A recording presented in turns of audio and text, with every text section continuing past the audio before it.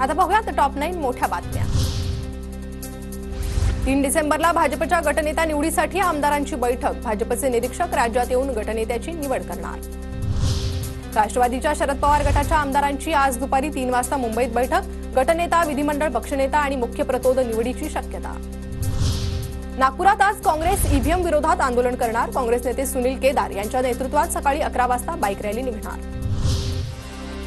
पुण्यातील फुलेवाड्यात सुरू असलेलं ज्येष्ठ कामगार नेते बाबा आढावांचं आत्मक्लेश उपोषण मागे।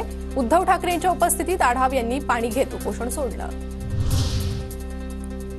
ईव्हीएम हॅक होऊ शकतं हे प्राथमिकदृष्ट्या दिसतंय। शरद पवारांचं वक्तव्य, तर एवढे बहुमत असूनही सरकार स्थापन होत नाही। पवारांची महायुतीवर टीका। पुन्हा लोक पक्ष सोडतील म्हणून शरद पवार ईव्हीएमवर बोलतायत, तर पवार जिंकतात तेव्हा ईव्हीएम बरोबर असतं। बावनकुळेंचा पलटवार। हे जनतेच्या मतानं निवडून आलेलं सरकार नाही। गुंडगिरी करणं हाच भाजपचा मूळ पाया। पटोलेंचा घणाघात। गुंडगिरीनं भ्रष्टाचार करायचा आणि राज्य लुटायचं हेच सुरू। पटोलेंची टीका। युगेंद्र पवारांसह पुण्यातील 11 उमेदवारांनी मतपडताळणीसाठी अर्ज केला। 11 उमेदवारांनी एकत्रितपणे 66 लाख रुपये भरले।